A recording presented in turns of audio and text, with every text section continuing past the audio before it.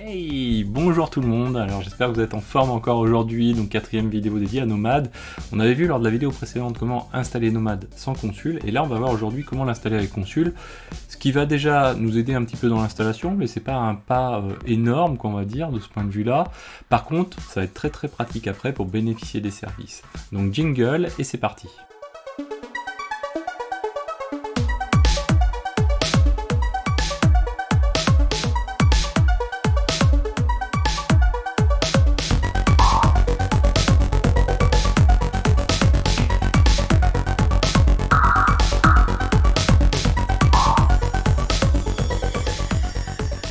Alors c'est parti pour cette installation de Nomad avec Consul. Donc le prérequis, ou en préalable qu'on va dire, j'ai déjà installé un cluster Consul. Donc vous avez la playlist dédiée à Consul si vous voulez le faire. Je vous remettrai ce qu'il faut dans les liens de la description. Et puis on fera le vagrant file qui permettra de tout imbriquer complètement. Ce sera encore plus simple. Donc on va donc juste découvrir l'interface graphique de Consul, pour ceux qui la connaissent. On a un data center qui s'appelle Xavkey. On a ici 6 nœuds dedans. On pourrait réduire à 3 en fait, puisqu'on pourrait tout regrouper, les nomades avoir à la fois des serveurs clients et des Consul avoir aussi serveurs clients à la fois. En l'occurrence, qu'est-ce que j'ai? J'ai 3 machines ici, 3 serveurs Consul, donc leader. Si on regarde l'overview ici, on va le voir. Avec donc 3 qui ont un droit de vote, mais surtout un seul leader, parce que sinon ça se passerait mal. Et à côté, donc ça c'est mes nomades 1, 2 et 3, qui sont mes leaders aussi pour nomades comme pour Consul également. Et puis à côté, on va aussi avoir nos workers, en fait, donc nos machines Nao, donc c'est celle-ci, la 13, la 14 et la 15. Donc on va procéder à notre installation de Consul. Alors là où c'est le plus intéressant finalement, c'est presque sur service. Vous allez voir qu'il va découvrir les choses automatiquement, et oui, tout est du HashiCorp, donc du coup ça fonctionne un petit peu automatique et c'est plutôt bien pensé. Donc on va repartir sur les éléments d'installation classiques, je dirais. En tout cas maintenant on les connaît. Hop, voilà, on va repartir ici. Donc première chose que l'on va faire, on va récupérer donc notre version et on va définir une variable version, une variable IP pour récupérer notre numéro de version et notre IP. Ça, on va le faire sur chacune des machines, sur l'ensemble des machines complètement. Alors, on va procéder quand même en 2 temps. Ce qu'on va faire, c'est qu'on va faire d'abord les masters et après on fera les workers. Ensuite, du coup, on va télécharger notre binaire de Nomad. Très rapide, puisqu'en fait c'est juste du Go, donc c'est très petit comme binaire, et on va venir le placer dans le path, dans le USR local bin. Donc ça on va le faire pour chacun des serveurs, voilà, comme ceci, toc, voilà, vous voyez que ça va assez vite, hop, voilà, donc c'est assez rapide pour le coup, on n'a pas besoin d'avoir X éléments, etc. Donc ça c'est assez sympa, donc cela c'est fait, voilà, toc, toc, toc, toc, et ça c'est fait aussi. Donc là parfait, maintenant on va créer donc nos répertoires donc de configuration de Nomad et puis également de varlib Nomad qu'on va, voilà, on va juste les créer tout simplement. Hop, voilà. Hop, est-ce que avant, voilà, tac, USR local bin. Alors je crois que je l'ai pas rendu exécutable, je ne sais plus. Avec cette petite affaire, on va le relancer en exécutable. Donc on va lancer ceci, voilà, comme c'est. Donc exécutable en récursif dans USR local bin, ça mange pas de pain pratiquement. Donc voilà, toc. On crée nos 2 répertoires par la même occasion. Hop. Et hop. Donc ça, ensuite, ce qu'on va faire, on va passer à la configuration de Nomad. Donc là, attention, ça va pas être partout pareil exactement. On va avoir les serveurs d'un côté, les workers de l'autre quand même, une petite distinction entre les deux. Donc nous, ce qu'on va faire pour les masters, donc on va partir là-dessus. C'est-à-dire, on va définir un data center au titre de Nomad, mais grosso modo, il vaut mieux que ce soit couplé avec Consul. Le varlib de Nomad, donc il va pouvoir stocker ces éléments. Le bind address qui va se baser sur notre variable IP.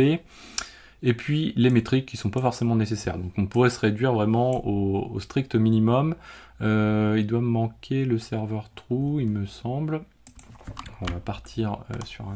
Hop, je vais aller le récupérer à côté, tiens, je dois l'avoir. Hop, voilà.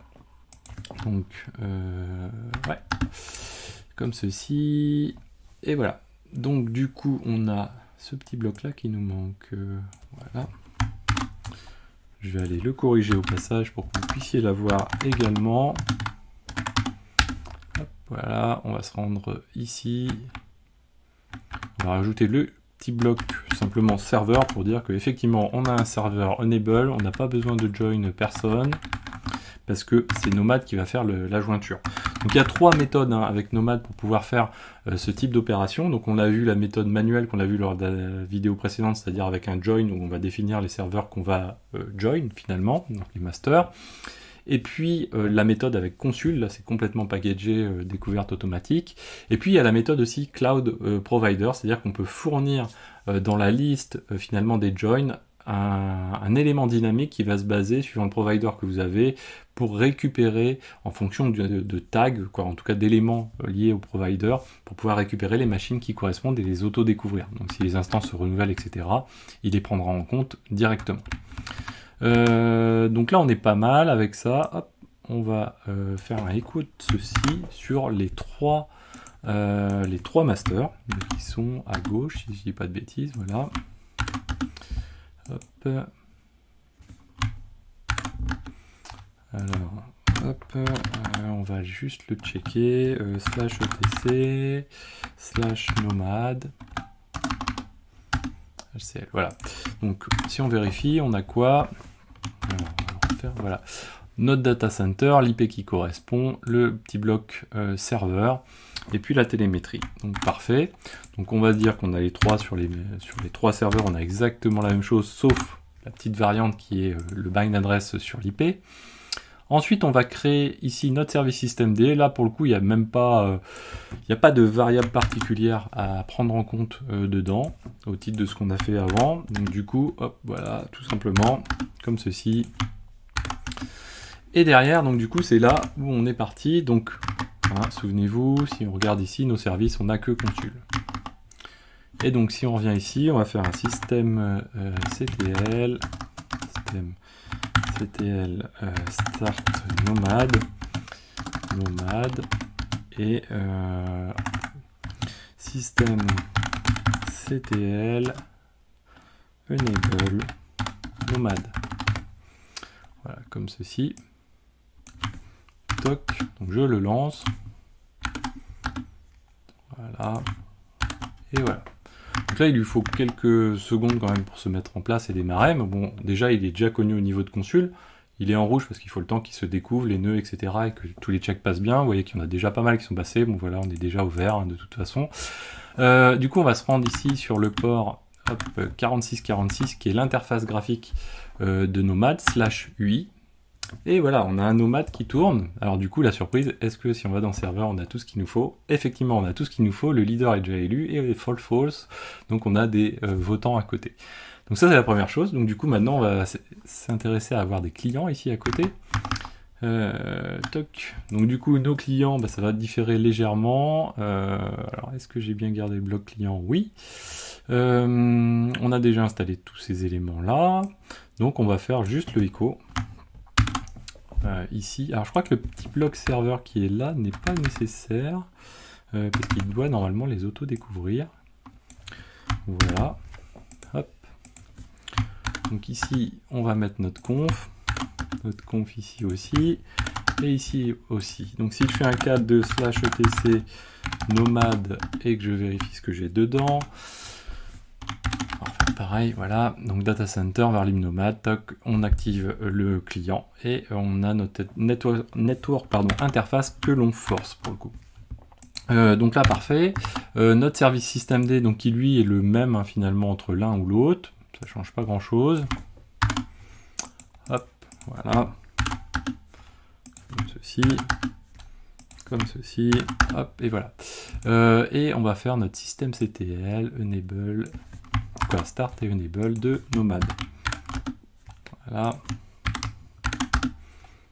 Voilà. Et voilà. Donc là à côté, donc ce qui va se passer, c'est que normalement voilà, on va avoir des Nomad clients qui vont sortir. Hop. Ici, alors, on a déjà un qui a rejoint le cluster, le deuxième qui rejoint le cluster, et le troisième qui devrait rejoindre le cluster. Voilà. Hop. Et donc là, si on se rend ici dans Nomad, qu'on je suis déjà dedans, non? Ouais, non, je suis pas dedans. Et que je me rends dans client, et bien du coup j'ai Node 1, Node 2, Nao 1, Nao 2, Nao 3. Donc vous voyez que finalement c'est extrêmement facile avec Nomad et Consul, assez logiquement, hein, puisque c'est du HashiCorp. Alors je sais que voilà, on peut discuter des licences, l'évolution des licences HashiCorp. Ceci dit, d'un point de vue technique, voilà, c'est quelque chose qui est assez sympathique, très abouti pour le coup. Et il y a d'autres combinaisons aussi possibles avec d'autres outils HashiCorp. Donc ça, c'est assez sympathique. Donc on l'a vu quand on n'a pas fait en préalable l'installation du cluster Consul, qui est la même chose finalement que la vidéo précédente. Ce qu'on a fait, faire attention au bootstrap except, donc c'est-à-dire le nombre de serveurs attendus, puisque sur le tout premier, il faut mettre à 1, et ensuite on passe à 3 sur les autres. Voilà, donc c'est juste la particularité, mais surtout allez voir la playlist dédiée à Consul, vous verrez tout ça est expliqué. De toute façon, on se retrouve dans une prochaine vidéo pour faire le Vagrant File, donc le fameux Vagrant File que beaucoup sont contents de trouver. J'ai eu beaucoup de retours là-dessus, donc c'est assez sympathique de votre part, qui va permettre de tout packager dedans et qu'on fera peut-être évoluer au fur et à mesure. On verra, on y rajoutera trafic, etc. Donc ça peut être quelque chose assez sympathique. J'espère que cette vidéo vous a plu. N'hésitez pas à la partager, à mettre des pouces bleus, à commenter, à vous abonner surtout, et cliquez sur rejoindre si vous voulez soutenir mon travail, soutenir la chaîne. Parlez-en autour de vous, en entreprise, ou sur les réseaux sociaux, sur les forums, partagez les choses. Le but, c'est que le plus grand nombre puisse en profiter. Le partage de la connaissance, ça ne coûte rien, c'est-à-dire que ce que je vous transmets, je ne perds rien, voire je gagne éventuellement en vous transmettant des choses, parce que ça permet de renforcer un petit peu ses compétences. C'est aussi un moyen de se motiver pour tenir un projet. Et donc vous récupérez quelque chose, et bien transmettez-le vous aussi à vos collègues, à votre entourage. C'est aussi très bénéfique pour tout le monde. Voilà, ciao à tous, et je vous dis à très bientôt sur Xavki. Ciao!